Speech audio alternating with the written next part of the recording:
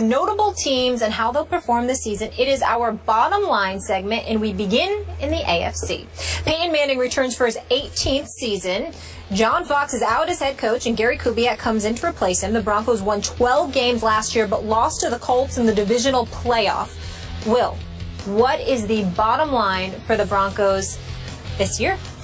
The bottom line for the Denver Broncos is that they will miss the playoffs. What? That's correct. Say what? If you have no offensive line, you do not make the playoffs. I look at this offensive line, and let me just read these names to you. Tyler Sembrilo, okay, rookie, tackle. Evan Mathis just came over from the Eagles.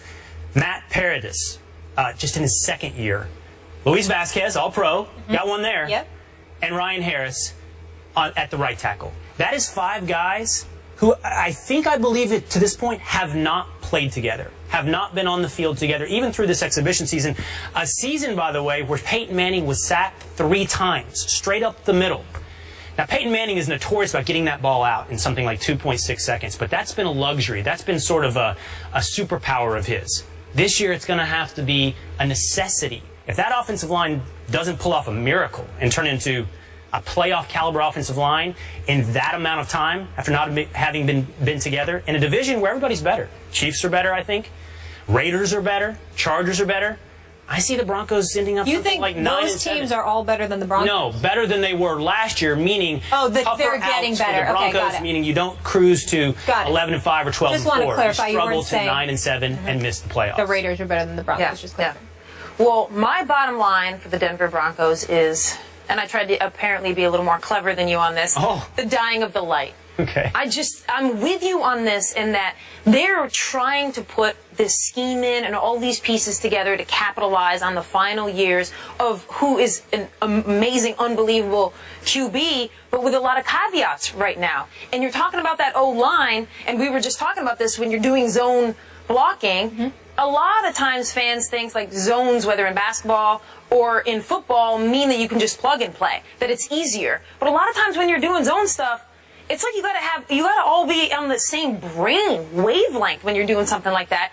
And that takes more time than the guys and the experience that they have on that O-line. And also, when the Broncos did this back in the day, in the late 90s with Shanahan, and they had the amazing running game, and then they had Elway, what really put them over the hump was that Elway was able to just throw his body anywhere there at the end of those 2 seasons.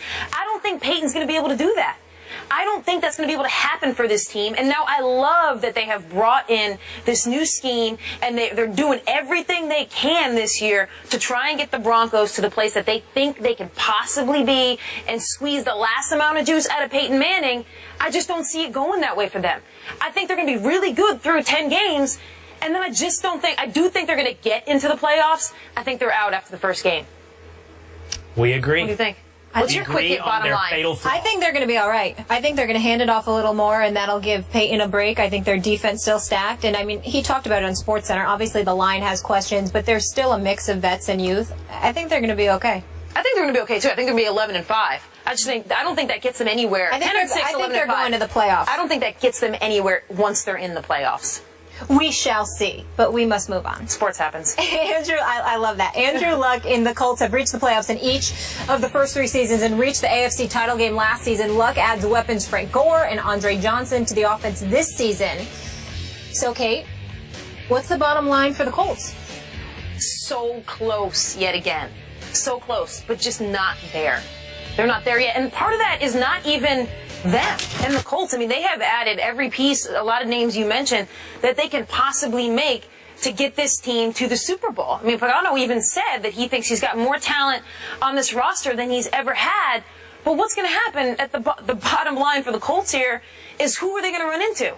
More than likely, they're going to run into the Patriots again when you're talking about getting to the playoffs. I obviously think the Colts are going to be great during the regular season. I think they're going to get to the playoffs. I think they're going to be playing great football. It's a timing issue for Andrew Luck right now and the Colts and Pagano. They just have a few more years they need to wait before the Patriots are not the Patriots anymore and Tom Brady is not Tom Brady anymore. I don't think the Colts have gotten better enough to the point that they're going to be able to clear that hurdle. You say it depends on who they run into, and what I would suggest is hopefully not somebody who can run the ball. I look at the Colts a little bit like I do the Eagles in the NFC, in that they're good, they're going to make the playoffs, but they're overhyped. Everyone is on this bandwagon. And why wouldn't they be? Andrew Luck is great, and everyone is assuming Andrew Luck will take this to the next level. But football is still a team sport. And I watched last year as the Dallas Cowboys ran straight through the middle of the Colts defense. Won that game 42-7. Saw the Patriots beat the Colts 45-7. Saw the Steelers put up 51 points against the Colts. I'm not worried about Andrew Luck's side of the ball. I'm worried about the other side of the ball. I know you get Robert Mathis back, but you got to stop the run. And right now, the Colts defense would scare me if I was someone who was predicting them to go or to win the Super Bowl. They look like a good playoff team. Yeah, and that was their issue last year as well. Once you see them play the Patriots, it's like all confidence goes out the door. Yeah, exactly. That's what you say if you're a Colts fan. You're like, oh, that's the comparison. Yeah, exactly. Let's move on to the Jets here, where it's already been an eventful camp for new head coach Todd Bowles. Geno Smith out with a broken jaw after taking that sucker punch during camp. The good news, however, Darrelle Revis returns to anchor Gang Green's defense. Bottom line for the Jets here, Will. Bottom line for the Jets is Cardale Jones. They are in the Cardale Jones Bowl. Stop And it. the only thing more absurd than predicting the college national champion today and the record for every one of these NFL teams is predicting where certain quarterbacks will fall in the draft 10 months from now. But the Jets look like one of the worst teams in the league to me. As I look through the league, I don't know how many teams you can comfortably say are worse than the Jets. The Jags, the Titans, the Redskins, the Browns, maybe, which puts them probably somewhere around 8 to 12 picking in the draft. And right now, the top quarterbacks are suggested to be Connor Cook from Michigan State, Christian Hackenberg from Penn State, and a guy who might not even be starting for his college team, Cardale Jones from Ohio State. I think the Jets need a quarterback, and I think they're going to be in a position to get one next year, early in the draft. Yeah, that division keeps getting better and better, all the other teams. And my bottom line is last place. And it would seem that I just wholeheartedly agree with Will on that. But saying last place is more of a discussion about the power of the AFC East and what I think are going to be just a group of really, really tough teams with the Patriots separated, but then everybody else sort of beating each other up. And so when I say the Jets are going to be last place, I still think they are a middle of the road NFL team. I don't think they're terrible. I don't think they're in the bottom three as you think. I think they've added a lot of pieces that I like. I like Brandon Marshall a lot. I think especially his first year somewhere, he plays electrifying football. Darrelle Revis, Eric Decker better too. Yeah, Decker's a better number 2. Right, exactly. So that wide receiving core. Now Ryan, the quarterback question. You've got the great receiving core, and you think you're going to get solid quarterback play, and maybe that's what the Jets need with the defense that they're going to have. Yep. So I don't think they're going to be terrible, but I think in that AFC East, they're just not going to be able to rise above anybody else. Football's a zero-sum game. If somebody's winning, somebody's losing. But not always within Patriots the conference. Winning, if the Dolphins are better, if the Bills are better, somebody's losing. I'm not sold on the Dolphins yet, though, either. No? No, not totally sold there either. I think if Ryan Fitzpatrick, if he can be a game manager, they could be a little better than we think, because I think that defense is legit. Yeah. How about Pittsburgh? Their defense? I don't know. Big Ben probably had one of the best offenses last year. Le'Veon Bell is coming off a monster year in 2014, and receiver Antonio Brown is arguably the best at his position. No more Dick LeBeau to lead the defense. So what is the bottom line here for the Steelers, Kate? We know they have a couple suspensions. Le'Veon's out the first 2, and Martavis is out, I think, the first 4. My bottom line for them is outside looking in. I think... No playoffs. I don't think so. And I think the key there is just their schedule. It's the toughest schedule that any team's going to play in terms of like opponent winning percentage. And their defense right now, I mean, giving up what? Last year, gave up, you're talking about the Colts run defense not stopping anybody. I mean, 4.4 yards per carry for the Steelers. I didn't see these offseason upgrades that's going to lead me to believe that they're going to be able to plug those holes. I mean, you've got Ben Roethlisberger, and you're not going to count that offense is just electrifying. It's going to put up a lot of points, but they kind of have the same problem that I see my New York Football Giants having. In that I look on the defensive side of the ball, and I'm like, oh, they're going to have to put up. Giants are a hot mess. But that's a whole other story. Right, but you're like, which we will get to. We will get to that. Pittsburgh, what are they going to put up? Like 30 points a game? Is that what's going to happen here? So I think with that schedule is going to really work against them. And, you know, if they're 9-7, that could mean no playoffs. Yeah, that division, AFC North, I mean, Cincinnati Bengals, Baltimore Ravens, Pittsburgh Steelers. I personally think the Cincinnati Bengals are going to come out of that. I think you'll find the Cincinnati Bengals in the AFC Championship game against the Patriots. When you can run the ball like that, when you have offensive line like that, and a defense like that, that's the formula for winning games. I understand Andy Dalton's limitations, but that's a team.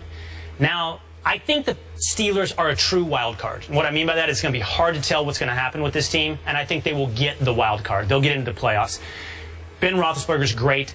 That offense is going to be good. It's so odd to think this is where the Steelers are. Like, you live on a reputation that trails about 5 years behind, and you think of the Steelers and you think defense, tough, the right? steel curtain, of Run course. the ball. And this is going to be a Steeler team that throws the ball and plays poor defense. And they have been for a couple of years now. It took us a while to, It took us a little while to realize and stop drafting them high in fantasy leagues.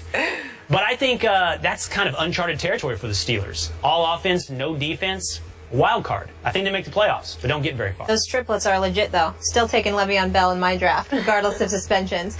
All right, so deflate. Take is brought to you by the Gillette Shave Club. Join the club now at GilletteShaveClub.com. And Jim Beam. Make history. Tim Tebow had his final preseason performance last night. He played in the second and fourth quarter and was 11 for 17 passing for 189 yards with 2 touchdowns and 1 interception. But with the cuts looming for the Eagles, have we seen the last of Tebow in the NFL? Kate, we'll start with you. Nope. I think he is their number 3 quarterback. In fact, I think the storyline was coming in was that he had to win the job from Barkley. I actually never thought that. I thought that this was Tebow's job to lose. I thought Chip Kelly brought him in because he wanted Tebow. He wants that flexibility. He wants those options. He wants another guy in a 2-point conversion to run his tricky plays. Tebow fits that mold for him. I think he's an Eagle by the end of the day as well, because I don't think Matt Barkley is your quarterback of the future. So what's your upside with Matt Barkley? You might as well take Tebow, take the upside in the locker room, take the intangibles, keep him around. The question is this, though. If he's not an Eagle by the end of the day, he might just be out of the NFL. Fly Eagle. Is there another team? Does he become the backup and take Sanchez's job? Dun, dun, dun. Everybody have an amazing holiday weekend. Thank you so much for hanging with us. We'll see you on Monday.